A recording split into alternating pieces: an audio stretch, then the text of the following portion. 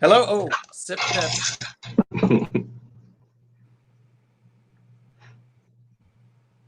I see Deanne in the chat, so I just want to, make sure she sees that. I wish she's here already. So, hello everyone. Thank you for joining us for the first hashtag Magic Tool Talk, and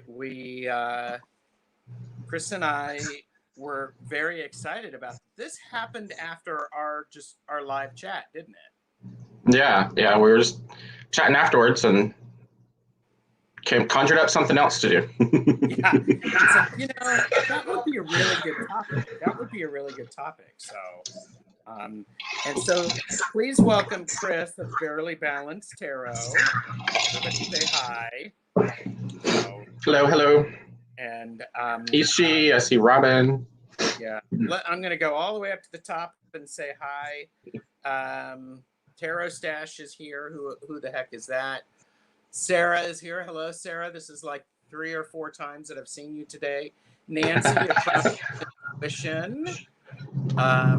Deanne is here. Hello, Deanne. She is here. Hello. And let's see. I felt like there was more.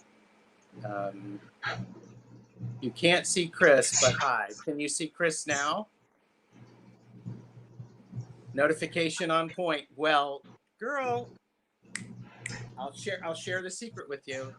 So yeah, everybody sip. Zane is here. Hello, Zane. I'll sip for Zane. What did you do for Zane? I said I'll sip for Zane. Okay. Zane, I may be in contact with you via Messenger, so you're not in trouble. Robin is here. Hello. And Regina is here. Lovely Regina Tarot, who is just like, oh man. Okay, you can definitely tell chat just bopped because Regina is multitasking again. And the lovely Tomorrow's Jen is here. Hello, Jen. Kristen Louise is here. Hello. Debbie, Aquarius Al. Liminal Lark. Hello. And Patrice is here. Hello, Patrice. Patrice, I hope you're well. Hugs to Vernetta. And is bouncing between this live and Annie's live with Scott because I love you all. Yes. I hope that's great. Please tell them we said hello. And I love it. Good morning, gorgeous Leanda. What a lovely, lovely welcome. So yes, I will. So okay, so so this is Magic Tool Talk with Barely Balanced Tarot and the Hermit Mage, right? And oh, Chris is really serious right now. So no, I have resting serious face. Resting serious face? Okay. Oh, some people have a resting bitch face. Mine just defaults to serious. Well, and speaking of lovely people, here's Lily O'Brien. Hello, Lily. I know Lily. She are a friend of mine. And Richie Longman Tarot is here. So we were interesting. Okay, hang on. Let me sip. Okay. There you go. So the idea of Magic Tool Talk. Feel free to do a hashtag with Magic Tool Talk. And what we're planning, and this is as far as we've gotten, right, Chris? we're having this introduction. I'm going to be taking some notes of topics that come up, and then we're going to group them together and have more live discussions about our magic tools. So, yes, there will be a wand waving party, and then you are the DJ for the after wand waving party. So, you know. But the wand waving can be the after party. It's the after party, yes, yes. So, and so feel free in chat, of course, to ask questions, because we will ask you questions. And this is meant to be a dialogue. So, and Jonathan is here. Hello, Jonathan. That was a wonderful live that you did today. So, but Chris, how do you define magic? Magic. I thought we were going to talk about magical versus magic tools first, but oh, okay. Gosh, magic. Huh? Spin it however you want. Oh gosh, I needed to think about that one. Okay. Well, there. I don't know. I think my idea of magic has evolved over time too. Name. Everybody's doing it now. Neem. So anyhow. On the very basic level for me, I guess I'm very animistic when it comes to my cosmology and the way that I view, I guess, spirit and stuff. So just on a very basic level, it's just like the Force from Star Wars for me. Like there's an animate force or spirit, and from the physical to the invisible is a spectrum to me. It's not like an either or. So there's crossover between that. And so it's sort of like just the animating principle to me. The Tao, the prana, chi, it's an energy, it's a force that sort of is the animating factor for the whole universe. And I think what we call magic is just the ability to tap into and sort of co-create or co-direct with that energy.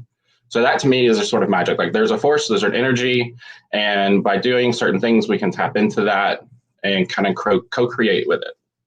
I like that. Co-creating is extremely important. I agree with you.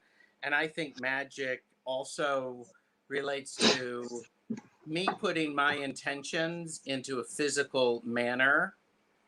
And then it either manifests itself physically or not physically, to help make desired actions take place. Yeah. I like that you brought up the word desire. When I first started learning, like I was doing magic before I knew what magic was. When I actually started learning, through books or whatever, you hear different definitions of magic. Crowley's or Thalima's is love under will, right? And you hear stuff like that. Just within the past 2 years, to me, desire has become much more of, because it's root, it's primal. And if you're in touch with your desire, you're sort of in touch with that natural law.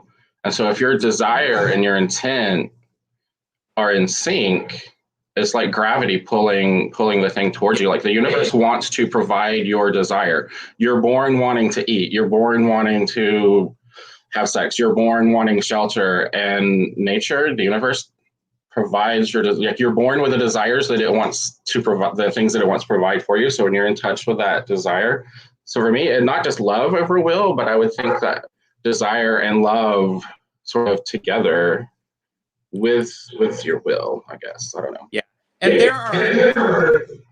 there are lots of different definitions of magic out there. I would encourage people, as you think about this for our magic tool talk, what does define it for yourself? And personally, I like to start with somebody's definition and then adjust it and understand for myself what that means. So I think that's really important.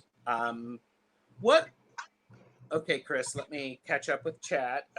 Kristen Louise is here, but she's going to be keeping her typing limited. So I'm just glad you're here, Kristen Louise. And Antoinette is here, or I believe Tony. Jonathan said, magic is just learning how to channel. And I'm going to mispronounce that. The QI. How do you pronounce that? Does that mean into physical? I would say chi, but it may be ki. I think they're different. Same thing, but maybe different pronunciations and spelling. But I agree. It's how to channel that into the physical, and I also think and Chris and I follow different spiritual paths. They're similar and they have crossover, right? Is that a fair assessment? Oh yeah. Okay. But I think we have a respect for each other's path, and which is, I think, a key thing for life. If I get on my soapbox, let me know. Wait, that's Mindy's soapbox. That is Mindy's soapbox. But we can all borrow her soapbox from time to time. But I think also with magic and with anything comes a responsibility for being able to be accountable for what happens. So ethics, yes, ethics. I think part of spirituality is always evaluating your ethics. I mean, I don't. Yeah, I'm writing ethics down as consider, because that is important. If anybody doesn't know, pick live chat, not top chat, because you're going to miss some people. Chris, what is a spiritual tool? A magic tool? Well, cool. Let's go back to our original conversation. We were trying to come up with is it magic tool talk or magical tool talk? And we had just like a 2-minute conversation. But I think for me, calling something a magical tool would be like a tool that already has some sort of energy or magic or something. It contains a little bit more power or spirit or something than just something you pick up. Mm-hmm. So a magical tool would be a tool that already feels magical to you when you get it. Wait, am I saying the words right? Magic tool, yeah. But a magic tool to me would be a tool that you create or buy and then put intent or energy into and making it then a magical tool. So just semantics there, but I think that's actually a pretty good way to start. Like, because as we discussed, different tools and stuff that we use or have used, were they magical when we got them, or did they become magical through use and intent? And some of them are, to me, magical when you get them. Yeah. Well, and thoughts and words, either written or spoken, are perhaps the strongest tools we have for free. Yeah, I like that, Antoinette. The word spell actually comes from a root word that means to say, to put in writing. And a lot of my magical practice lately within the past few months has been about thinking of magic sort of as a song, as a weave, as that co-creative force that's going on. And so are you contributing a harmonizing voice to that weave or a disharmonizing voice to that weave, as you were sort of co-creating with it? So anyway, yeah, so spell, charm comes from sing, from a lot of what we think of as these magic words that we use. Enchant comes from things that mean to sing or to, so. And I think of a magic tool. It's anything that is used for magical purposes. And I mean, I realize that that is a huge definition, or it's a very broad definition. I think that that's actually the best way to do it. So, um, Sarah said, Chris, I love that. My inner bard really approves. So, and Jonathan said, I have always enjoyed using natural tools offered by nature for my magic work. Yes. Yeah. And Tony also said, yes, Chris, element of air within the self, creating vibration. Yeah. Yeah, a lot of the old, even go back to shamanic traditions and tribal traditions, air and things associated with air are like the living spirit, are magic, the animating factor. So yeah, how are you singing with that great song? Right. And I'll make a very broad statement. I think the only tool that you need, or your magical tool, is yourself. Yeah. And we talked about that too. Yeah. I remember, I think I mentioned this in the movie Willow in the beginning, where he is hoping to become the next apprentice to the great, wizard of their village. And there's the test, and the wizard holds up his hand. He's like, which of these, there we go. Which of these fingers, I don't know. I don't remember what he said. Which of these is the most powerful or the most magical? And the one guy picks one, and he's like, nope. And the other guy picks one. He's like, no, oops. Yeah, we'll do that. And then so Willow's last, and he hesitates for a minute, and then he picks one of the remaining ones, and he's like, no apprentice this year. But afterward, the wizard asks him, is like, which finger did you initially want to pick? And he was like, I wanted to pick my own. I'm like, oh, that's right. That's the answer to all this. We don't need any kind of tool talk. We're done. Yeah. The tool is yourself. But thanks for joining us for Magic Tool Talk. Bye. No. Right. So then what's the point of tools? That will be that's a good topic, actually. Yeah. Well, and Robin says a pen is a strong wand to create a spell or sigil on paper. My wand lore book uses exercises where one writes in the air with a wand in order to manifest an intention and execute that energy. Mm-hmm. Yes. With the breath of the chi was given to the first persons by the creators, if you flow that way. Well, yeah. So, and here you go. Richie sings Wandering Mountain Bardic Path a lot. And I'm not sure what spell he's weaving besides an earworm. So this is a movie that I don't think I've seen that movie, so I will need to watch it. So it goes back to that same idea as I just recently watched Labyrinth for the first time. Oh, I saw that you posted that the other day. Yeah. Or yesterday, was it? It was 2 days ago, anyhow. But would you be willing to share some examples of your magic tools? Yeah, well, just talk about them. I didn't bring anything. I didn't prepare anything. Just share some examples, meaning talk about them. And Deanne said, we wrote out spells in the air during a piece of choreography I was in once. Wow. Yeah. Well, and choreography and dance itself can be a spell. Yeah. That's one thing I love about magic. It's it is just creative. The closer we talked about this, closer it is to art or craft that you do, the more, to me, you're communicating that, you're speaking to me. All the spells, the tools, all of that to me is language. Speaking to and from your subconscious. We call it the child self, to the liminal, to the imaginal, to the higher self, and they speak that metaphorical language together. Yeah. Our conscious self, we have to bridge that gap. And that, to me, the tools and the ingredients, whatever you use for magic or in ritual, you're creating a visual or a physical language to have all three of those parts sort of communicating together. Yeah. Yeah.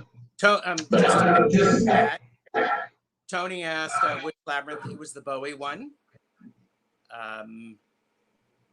Use your right words. Use your right words, said the Goblin Prince.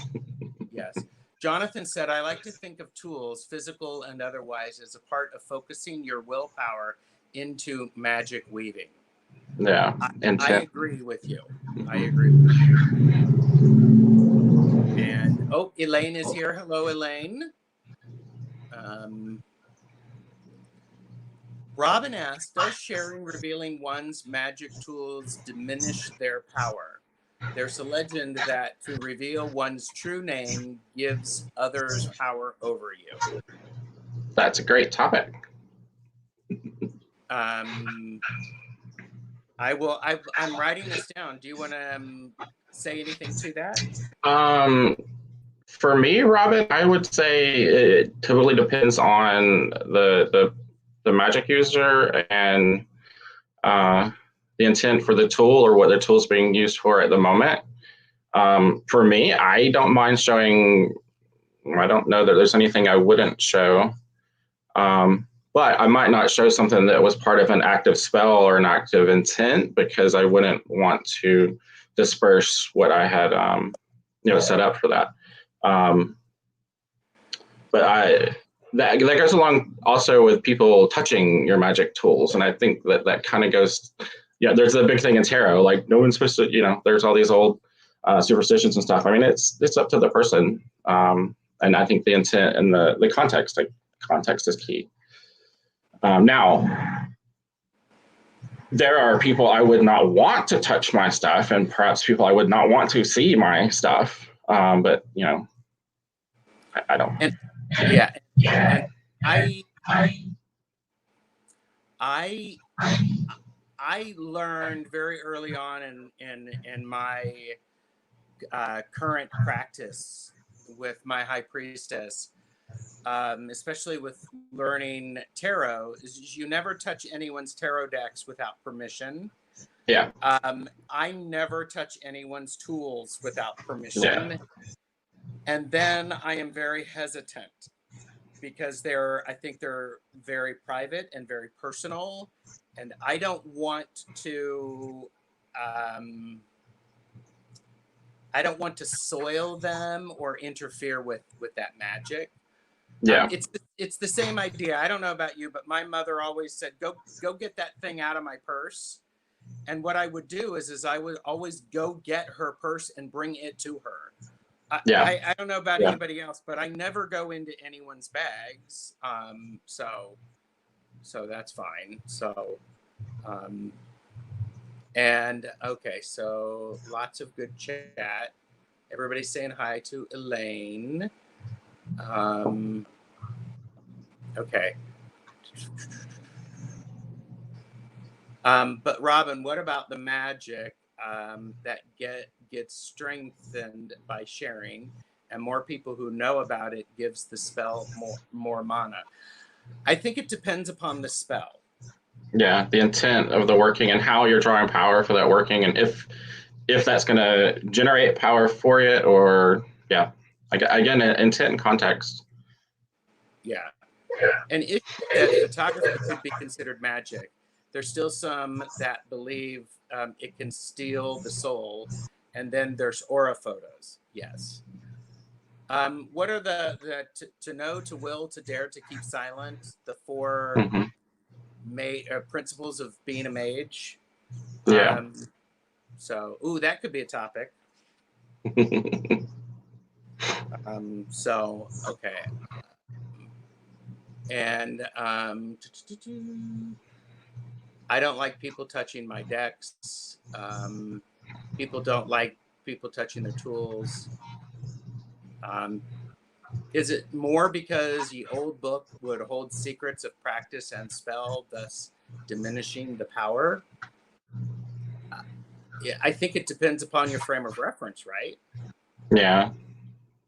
So that's the thing about magic too, though. Like, I would never tell anyone they're doing magic wrong. So like this topic too, I would never tell you if you don't want anybody to touch or ever see your tools. I'm not going to tell you that's wrong. Yeah. Because that it whatever works. Like I'll put my chaos magic hat on now. Whatever works for you works for you. Right. So that in the end, that's it. Now, where that idea may have come from is that objects that have power are sacred objects. So they are holy things. They are things to be set aside. The chalice at church is kept special because of that, because it's part of a magical rite every time they do mass. And, so there's a consideration for the respecting the tools that you have. So yeah, but again, that's personal and very contextual. Very contextual. Elaine said, I agree indeed. I find that I am a little weirded out by people touching my decks and divinatory tools. If this occurs, I turn into a cleaning demon when they have left.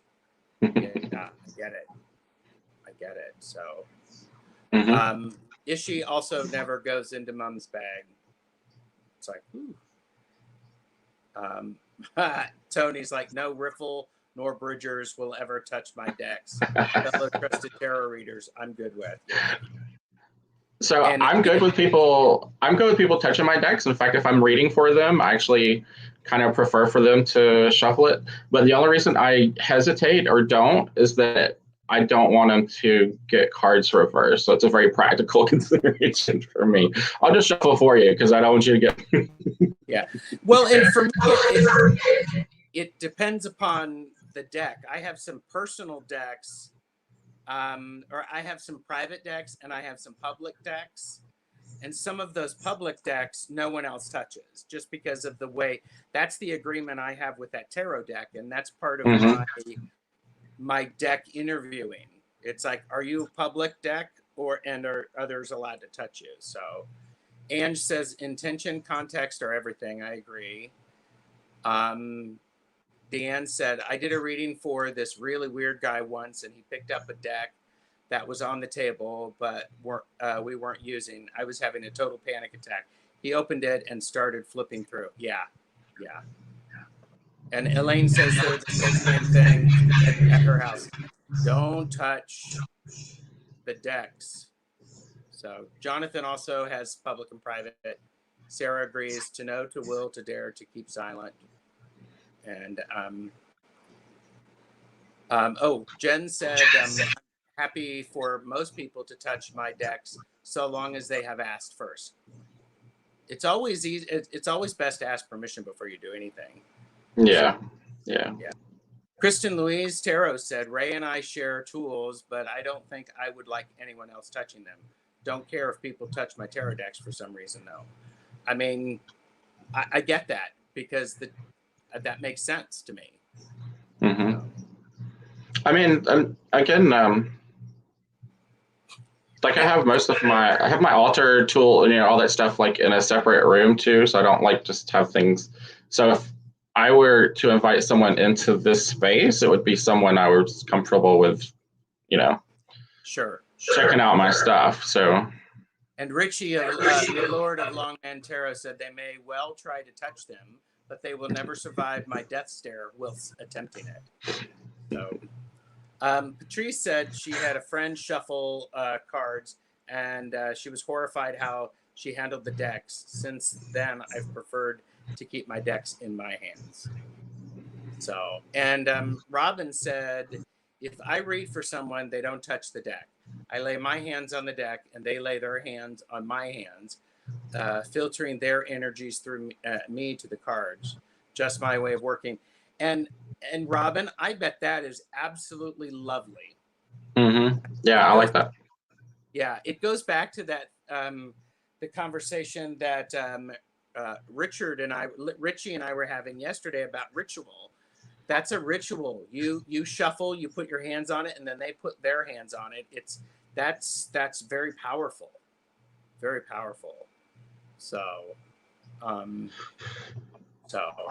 yeah, that was pretty invasive, Dan, that he did that. It was like,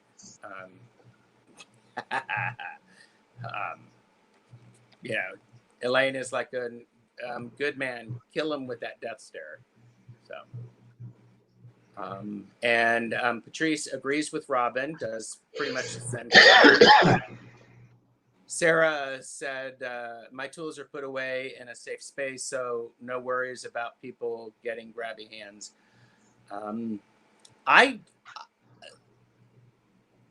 have ritual tools that are in a particular bag, so that when I'm going to ritual or I'm going for a coven meeting, this is the bag that I grab, and in there are all the tools that I have. And especially in the coven, we all know that we're not touching each other's stuff. So, but yeah. Always ask for consent. Just Yes. a good rule of thumb for everything. Everything. Really is. Really is. So, Tony asks, so what about sacred books? Do you keep 1 or 2 or 5 million? 5 million? Do you ever show them?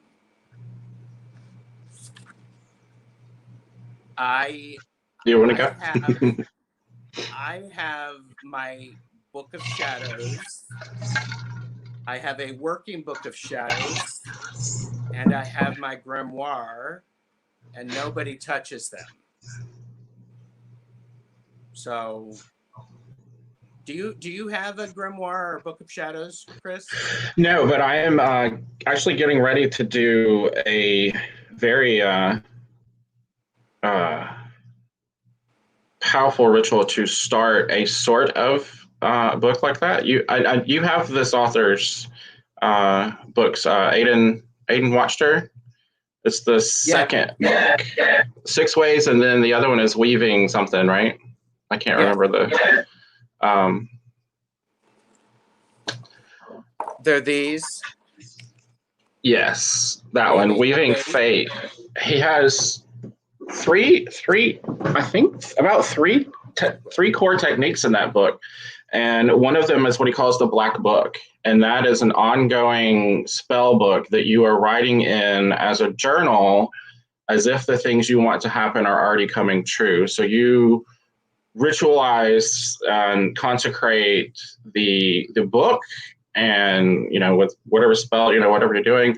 And so then the writing itself is an ongoing spell, an ongoing hyper sigil, however you want to look at that. Mm-hmm. And the reason that appealed to me is that for a few months before that, I had been experimenting with what I called word sigils.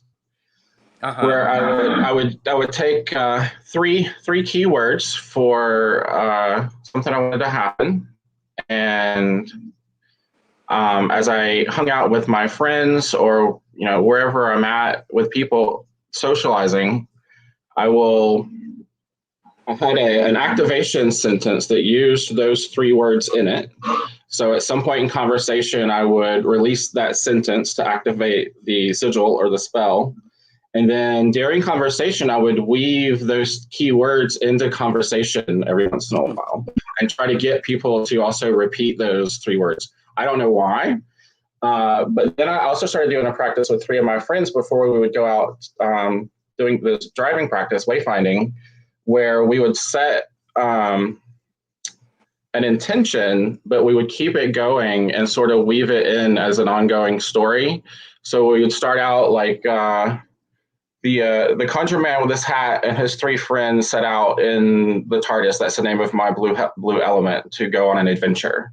And so you kind of, and then as you see things, as things happen, you weave that into the story, but you exaggerate. Like you see a billboard with a ring on it. They found a giant ring, or three, or you can weave it in like 3 blocks past the giant ring.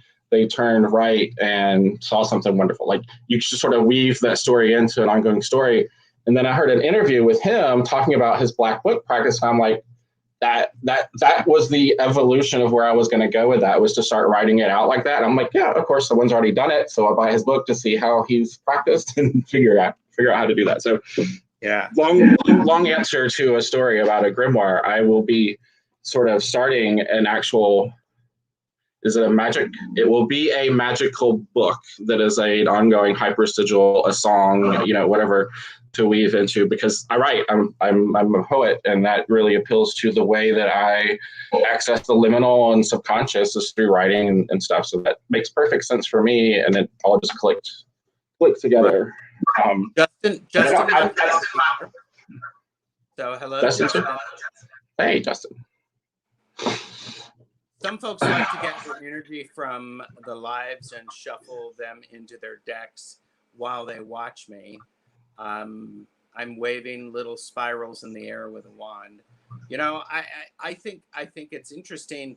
We can share energy, and the way we do it is very different also. So sigils are great. So what are some other examples that you have of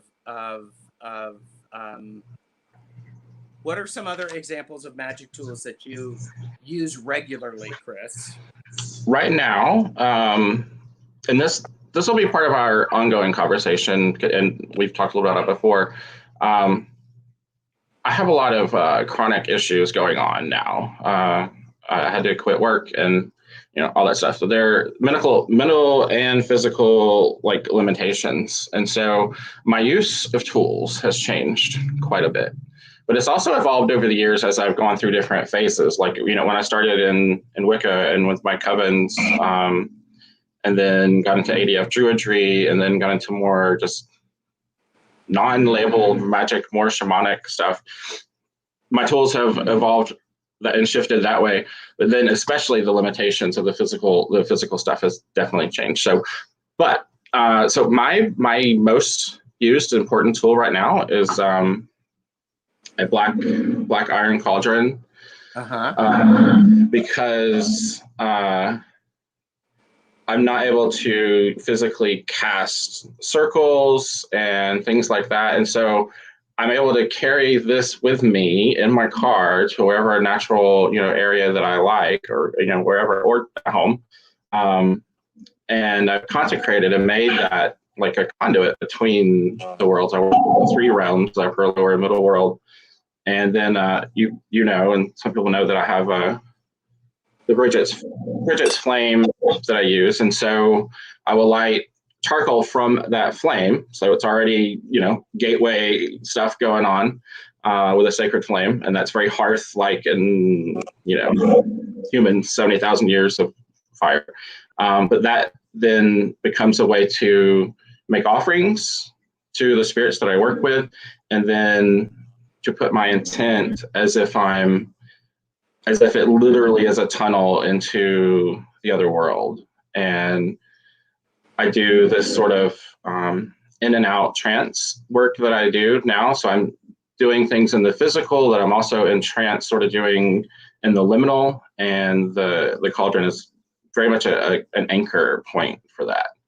Some of the most intense magic I've done has simply been after meditating or doing a trance and making offerings to the spirits and the three realms, and then just simply holding my head into that dark, warm space and whispering my intent into it. And I don't know, it's been some of the most powerful stuff that I've done. So my cauldron, my traveling cauldron. Well, and I really appreciate that, Chris, because what you're describing with your cauldron is it, and it's like many tools, it has evolved into what you've needed it to be. And part of that evolution is your connection to it, and how over time the repetition of doing something has made it even stronger. So I think that's really powerful. Tony asked, do you focus on high magic ritual stuff or more low everyday stuff? Is that for both of us, I guess? I think it's for both of us, and I think the short answer is I do both, because there's no reason that everyday stuff can't be turned into magic or high magic. Just simply, like cooking, using particular seasonings and herbs or spices And how you mix them in? Do you mix them in clockwise or counterclockwise? Are you drawing in? Or are you pushing out? Are you trying to protect the family for which you're cooking, or the people you're doing that? So we could have an entire series on this topic for me. But short answer would just be yes. I the distinguishing between sort of high and low magic, between sort of enlightenment, spiritual, divine, high magic versus low magic, which to me is just practical magic. I just don't make distinctions between that. I think it's a disservice sort of me to magic.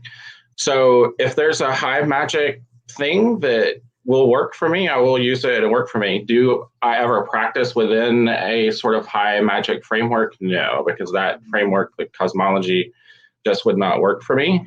Right. But it's hard to tease that stuff out because of what a lot of what we call low magic or practical magic or folk magic, the stuff that's been sort of, passed down through generations.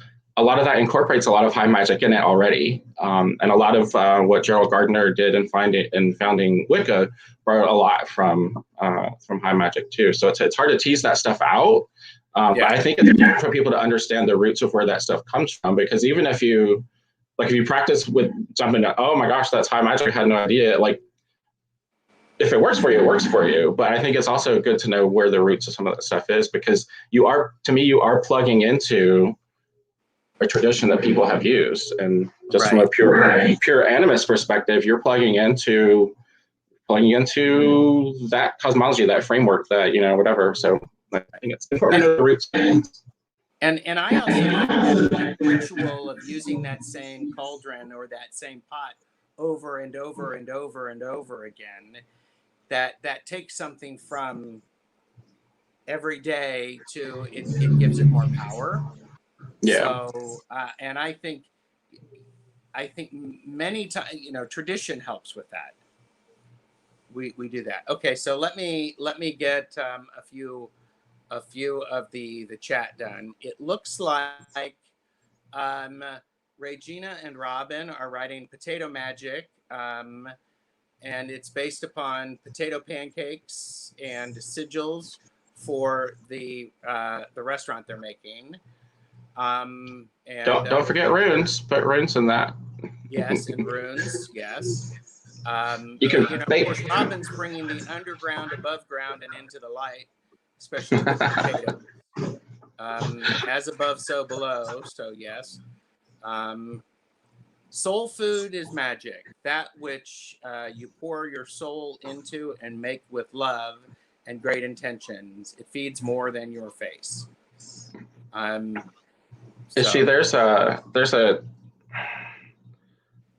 Spanish book, but there's also a movie, like Water for Chocolate, and it's all about how she weaves these spells into her cooking, and the recipes have been passed down, but she herself has this ability to pour herself, her emotions, and then everyone who eats her cooking experiences that. So her longing for this man causes everyone to get horny, and then tears fall into it one time and nobody can stop crying. So Jonathan shared red fish on the bay leaf you throw into your soup pot, your soup or stew. Elaine asked, Chris, do you use forest herbs and spices for spells and adding to your cooking? I have a tendency to use turmeric in protection spells for healing, eggshells for protection, etc. Not forage stuff, because I'm not physically able to go foraging anymore. But when I used to have herb gardens and stuff, I would try to get as much stuff as close to nature as I can get, and if I can grow it, or then yeah. But we have a health food store here that used to carry this gigantic selection of loose herbs, and I built the whole apothecary out of that one time. Yeah. And Ishi says making tea even with the bag can be ritual and magic, often the cure for stress, not just the time out, but the process. And and I think that's, I'm going to write down ritual too, Chris, because I think that is very much a magic tool. Mm-hmm. Because ritual is very important. So if you're, by the way, Chris, make sure you let me know when you hear a potential topic. Yeah. Okay. Yeah, there's magic to be found everywhere. There is magic to be found everywhere if you're when you pay attention to it. Yep. Yep. Because invariably, my experience has been, and others, your your use may vary. When I need something, it shows up, especially when I'm paying attention to what that could be. Mm-hmm. So again, both of those go back to, I think, desire and the universe, wanting to fulfill that. yeah, I think like water for chocolate, or like water for chocolate is good, and Patrice also loves that. Can you discuss times when you have experienced blockages? What about the tweaking process when spells initially don't work? Talk about something, Chris, while I write this down. All right.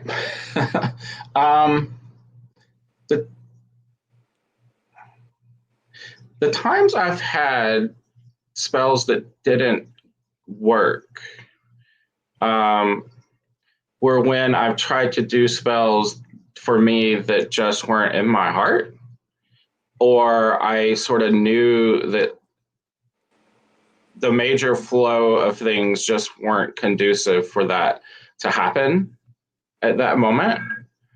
But it's weird because when that happens, every step of the ritual or process that I've done hangs up. And so the actual performance of the spell or the ritual itself is just off. It's just off. And so it's before I even get to the end, I already feel or know like this isn't happening. But the complete opposite also happens. And I've talked about this with some of my friends too that practice. And sometimes, often, when you plan to do a ritual and you're sort of thinking about it over the days leading up, and you're tweaking in your head, what do you want to bring in, what do you want to do for the ritual, the thing you're sort of aiming for already seems to start happening. And things that are very clever or profound that need to be in the spell sort of just show up the closer you get to the spell.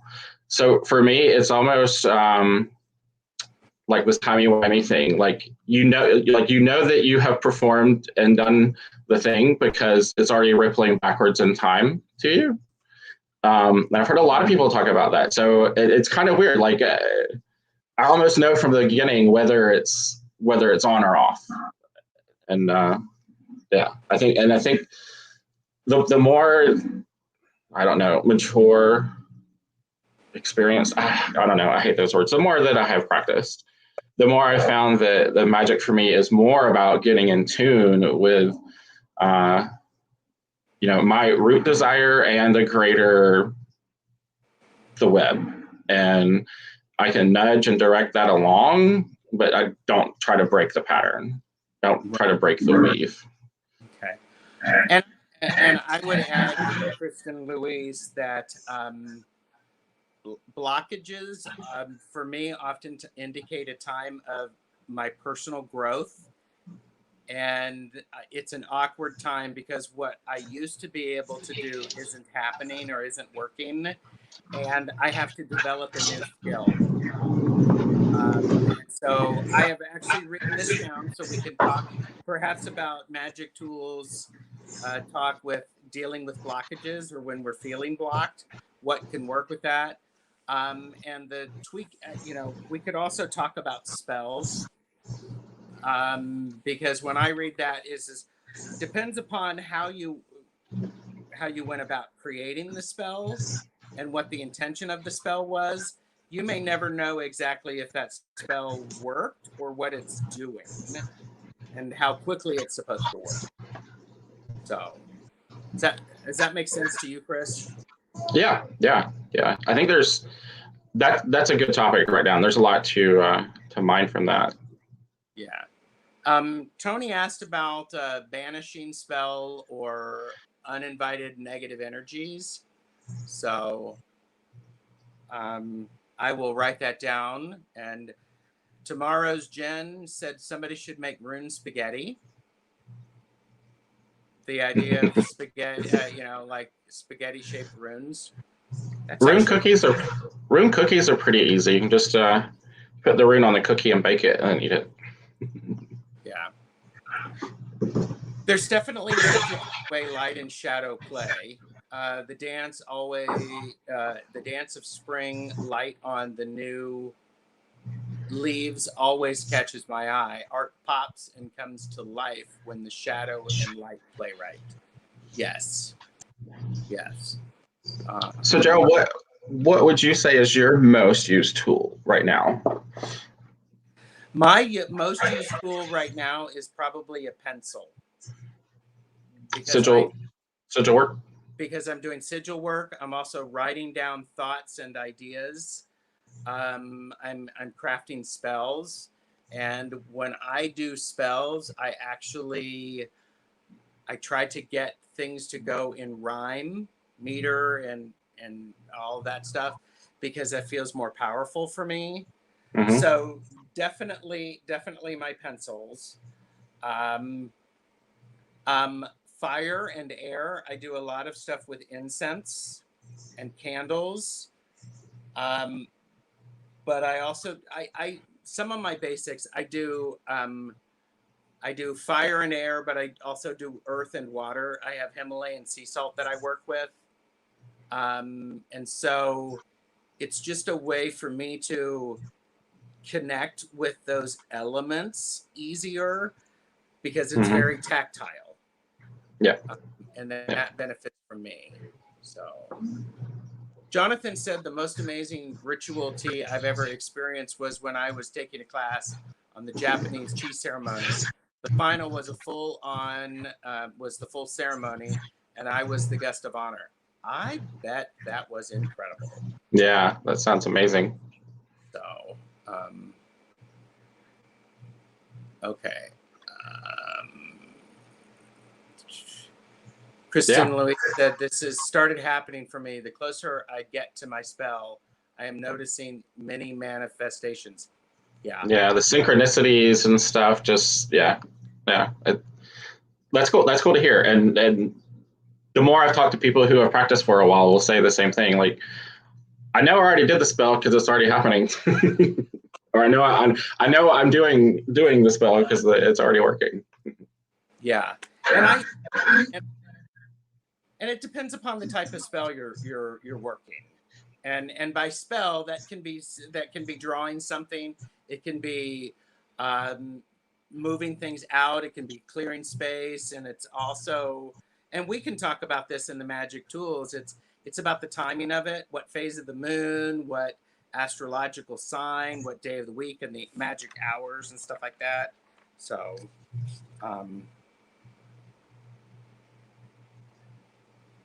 I'm just looking at something else that is a magic tool, because this is magic tool talk, people.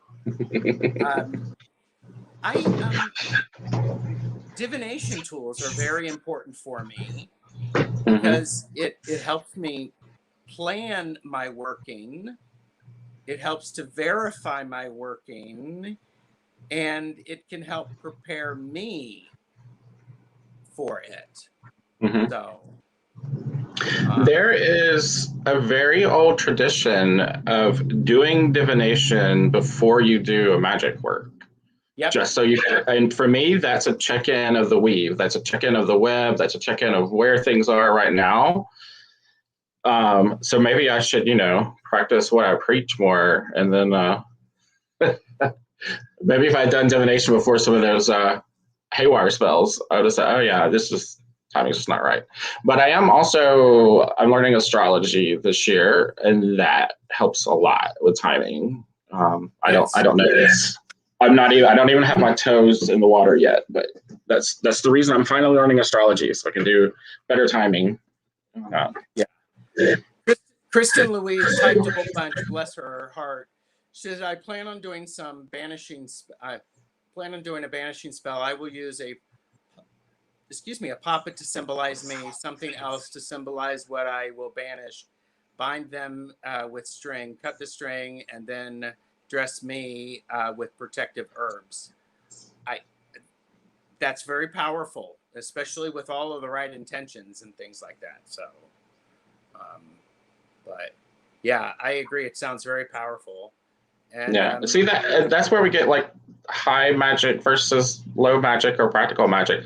That's a very practical magic technique, but her intent is for something, I don't know, what do you call that? High magic? Is that, I just don't make a distinction between the two. If I'm a physician and I cut myself, I'm going to sew myself up. Now that's outside my profession, outside my, the temple where I work. So is that high magic or low magic? You have a skill, use it. That's magic. I want to clarify something, because I don't want people to think of high magic or low magic as in light or dark or better or right. It's a complicated term, and it goes back a long way. Yeah. Yeah. High magic is very complicated, very deeply thought out, lots and lots of layers. And not all magic is that, because to be honest with you, Chris, if I can overcomplicate things. I know, surprise, everybody in the everybody gasp, because if I wanted to, I mean, whatever you're working on, the more time and intention you spend on it, the more powerful it is. But let's face it, sometimes you need a healing spell because something's going on, and you have all of 30 seconds to do it. Yeah. Boom. Yeah. So like I say, yeah. I don't have carpentry skills, so I'm not going to be building any houses, but I have magic skills, and the need arises, and that's a skill I have, then that's the skill I'm going to use. Yeah.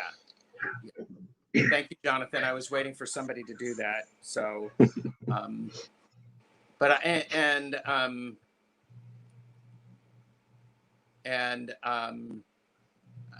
Jonathan has a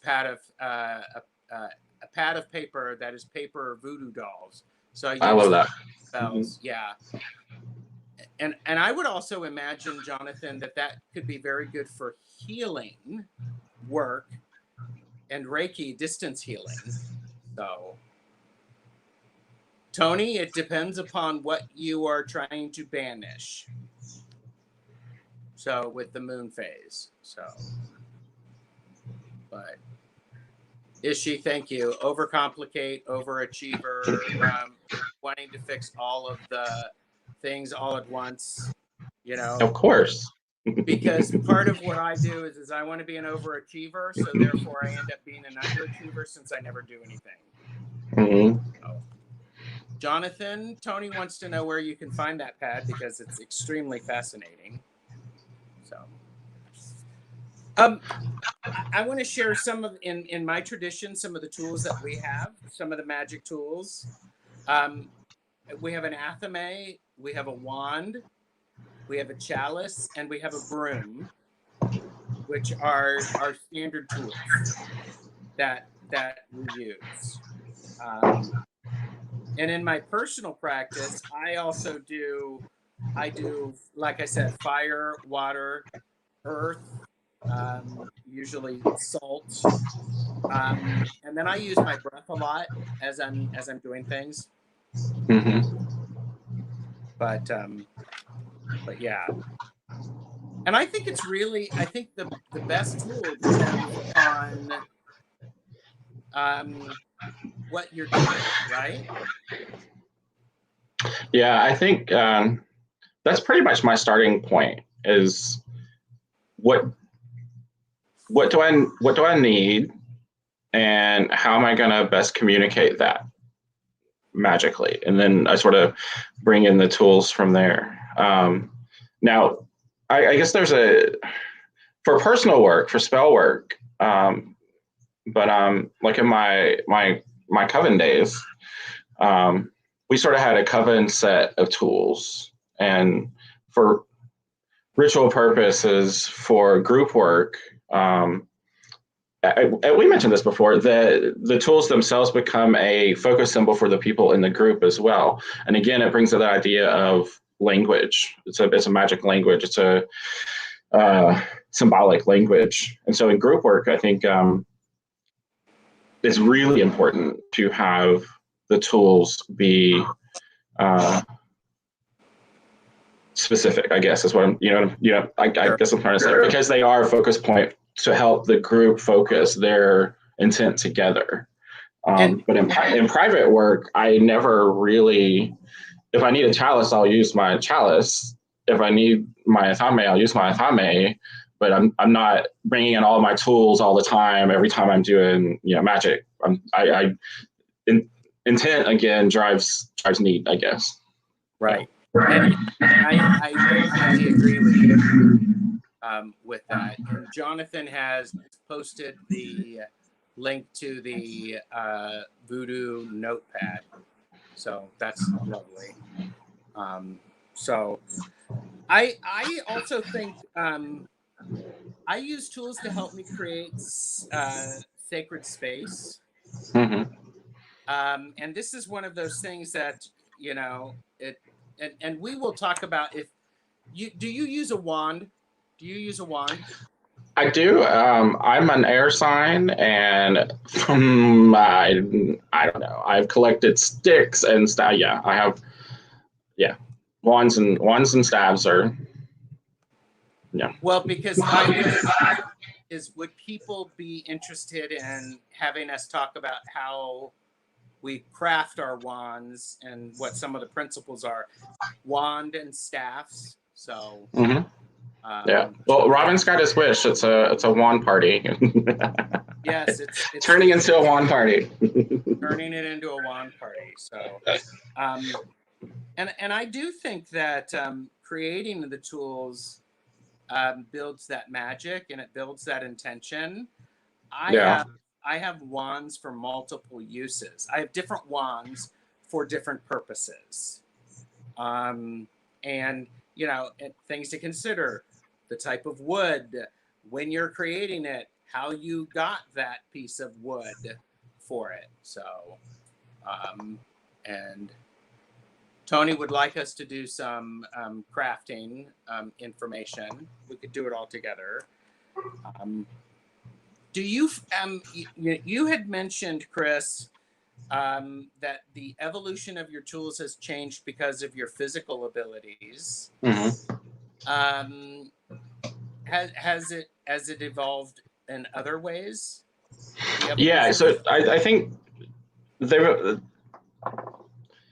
evolved through sort of not doing magic with any tools to working in a coven through initiation through a coven we had, and then we branched off, and I was running my own coven for a while, to then working within ADF Druidry, to then now just, I don't know how I would describe myself in my practice now. More shamanic, definitely more shamanic. I mean, I just do, trance work has become, a big part, but also it's the spirit work. And so even though I may be using some of the same tools I used from 20 years ago, I may be using them very differently, but then certainly the physical ability to do things I used to be able to do has changed a lot, which then alters the tools I use or the way I use them. So yeah, so I guess two things going on: my spiritual path working, and then physical ability to actually do shit. Right. Well, sure. I mean, I think that's very important. In chat, as we're just over an hour, Are there other topics for Magic Tool Talk you would like us to discuss? I have my pencil ready to write down potential topics, um, because one of the things that Chris and I were when we were chatting about this is like, my goodness, how are we going to group this together? But if you're watching this back, comment below. What do you want to learn about as it relates to magic tools?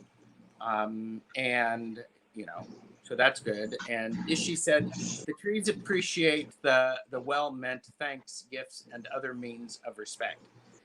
Yeah, that's actually something I do. I don't take anything without giving some sort of an offering.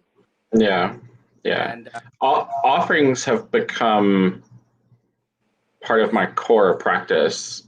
But yeah, I mean, I would always, if I were making a wand, anything I would take from nature, I would leave an offering behind. But now I'm just making offerings in nature, period, whether I'm, I feel like I've banked up a little bit, but yeah, I would still make an offering if I were harvesting something from nature. I look at it in the sense that there needs to be some sort of an exchange. Yeah, exchange is key to my, that's a core part of my practice, my ethical practice is, I give so that you may give. It's an exchange between me and the force, the it. Yeah. Did I tell you this story when I went to look at, I went to a place and they had big pieces of like obsidian and rose quartz back out in this field. It was a garden center, and I was looking at some obsidian, which is sharp, and in its untumbled form or anything like that. And I was looking at it, and I was actually moving it around. I kept looking at a piece that I was like going, oh, I really like that. I'm trying to decide whether or not I want to take it home. And I was actually moving it around to look at other pieces, and I ended up cutting myself on it. And I went, well, that answers that question. We belong to each other now. And that's not something, I don't typically do like blood magic or anything like that. But it was that sometimes that exchange is, oh, okay, you have claimed me. And am I going to accept that? Because have you ever had something claim you, Chris, and you not accept it? Oh, that's a good topic to think about. I would have to think about that one. I'd have to think about that. Yeah, I've done that. I've had something claim me, and then I not accept it, and that works out into, it's a long way to balance that puppy out. So. And Ishi said, I don't think I realized that perhaps my Nan was a greener hedge witch. She was a I think that sort of goes back to this, how I feel about magic. I think that it's just innate. I think it's part of play. It's part of what we do when we're children. It's part of why we use ritual tools and symbols and ingredients, because it's part of the play. It's communication, it's language. And so whether traditions are handed down or people make them up, it's still magic, it's, so. Yeah. I mean, there's a lot of the old country and Southern things that people do around here that I was raised with that's straight up magic to me, but they would never think it was magic, but yeah.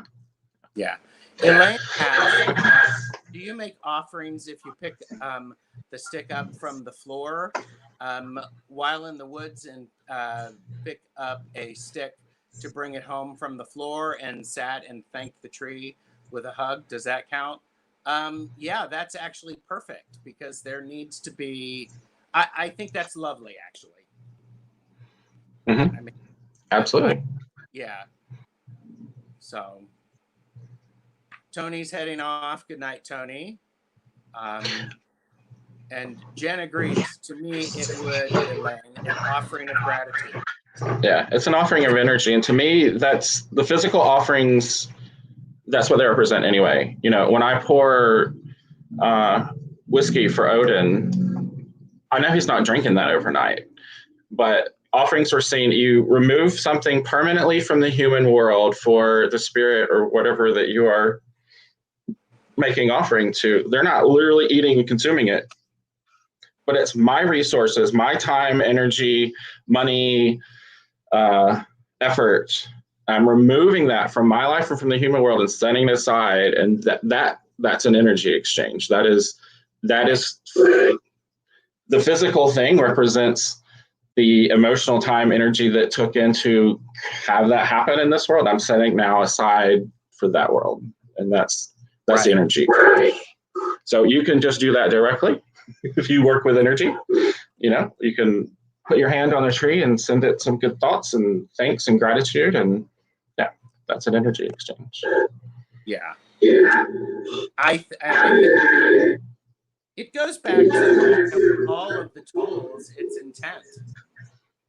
And who said, you know, we talk about, oh, you know, we're making these tools. You don't have to make tools. You can energize and charge your hammer that you're using to make your kids' playground for all sorts of purposes. So, but Robin just came back from brewing a magical tea, and lighting up some Palo Santo. So Elaine did the same thing.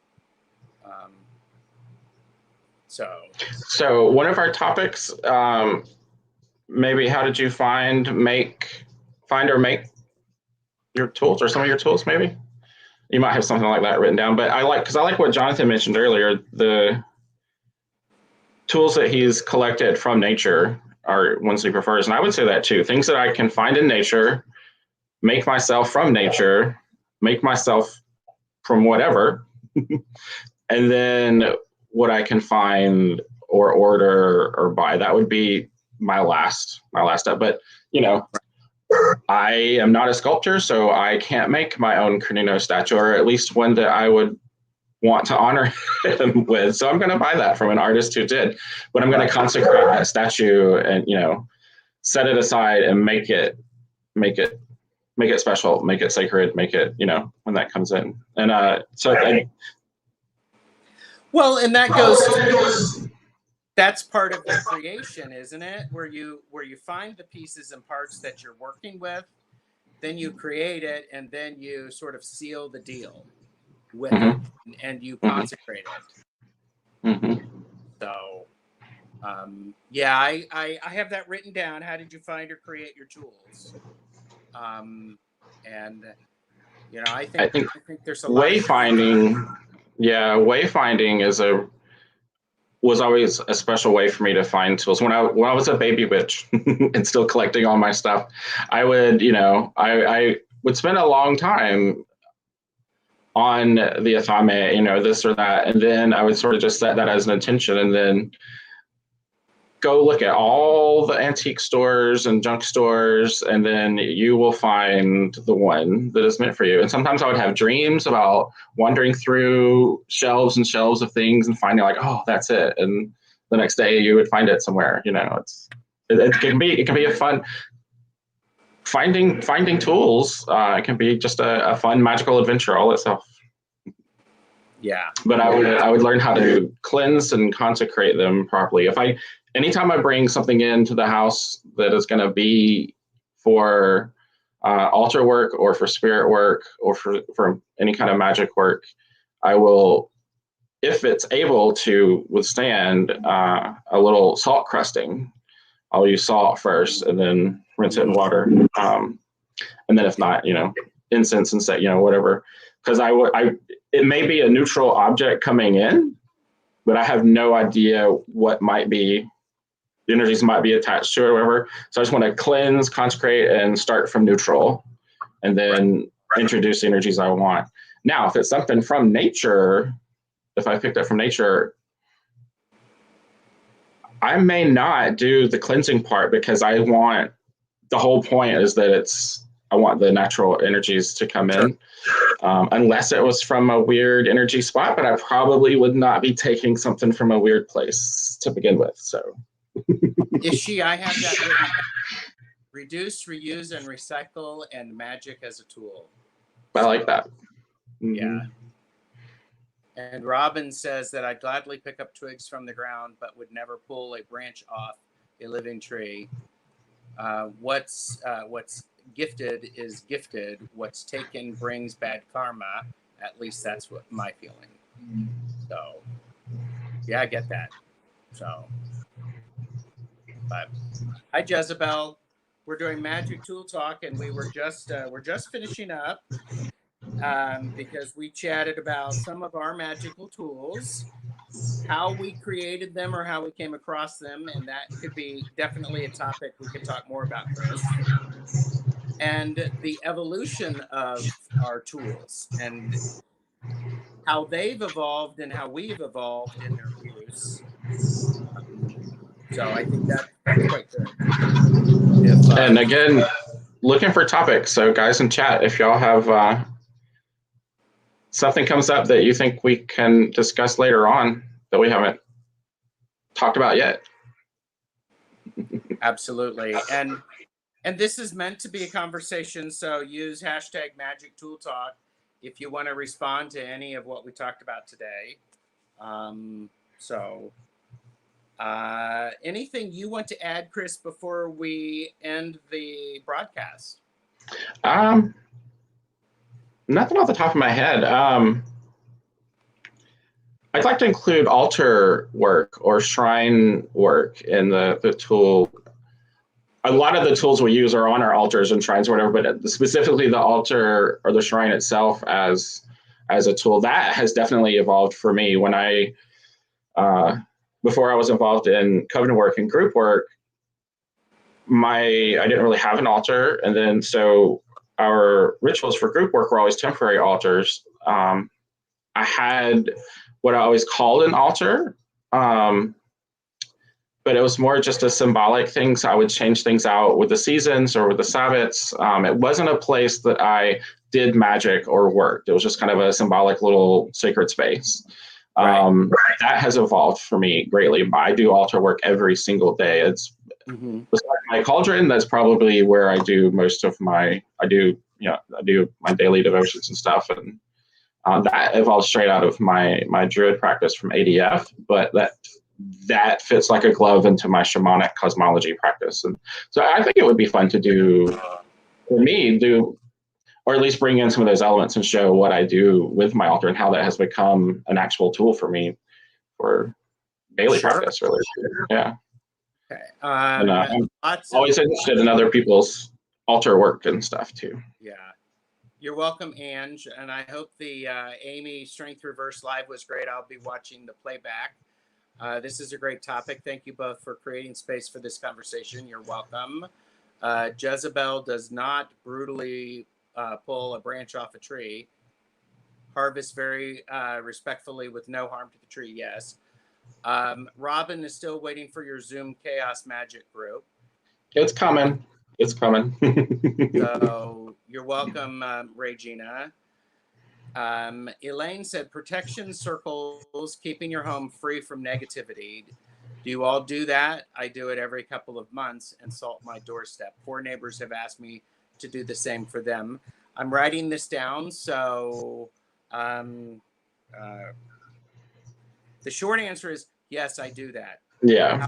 How I do it can vary depending upon the need, the time of the year, and what I've got feeling going on. So yeah, same here. Short answer is definitely yes. That's a good topic to discuss. Yeah. And speaking of the Chaos Magic group, Robin, that will be the first topic when we get that group going, is the need for and the how for of protection magic. For one, if you're doing magic attracts things. Whether you think of them as little mosquitoes or whatever, that's the reason why we have grounding and centering and creating protective space and banishing. And at the end, there's There's Yeah. reasons for that. Yeah. Jonathan said, improv skills when you're missing one. Yeah. But okay. There's the idea of the altar and connect within the altar. And people are already suggesting things for Elaine about protection. And I feel like this idea of, we may have actually had something about, cleansing was one of the topics that I was wanting to think about. So I think cleansing and protection of our Yeah, home. those would go. Yeah, that goes hand in hand. So, but yeah, so. All right. Any last minute ones? Because I want to be respectful of everyone's time. I'm not sure who had a live going at the top of the hour, so we're 20 minutes into it. Cleansing and protection. Okay. When you go away and you think about this and you go, ooh, I have a neat topic, or I wonder if these two guys use this. Or, gee, I'd love to really come on and talk about this. Let me know. I'm TheHermitMage at Gmail. And Chris, you can be reached Barely Balanced Tarot on Facebook. Yeah, yeah. So we're open to that, and we need to talk about what we're going to do next and when. So that's helpful. I have enjoyed this as well. I'm looking forward to Regina's and your restaurant and cookbook about using potatoes to create sigils and sigil spaghetti.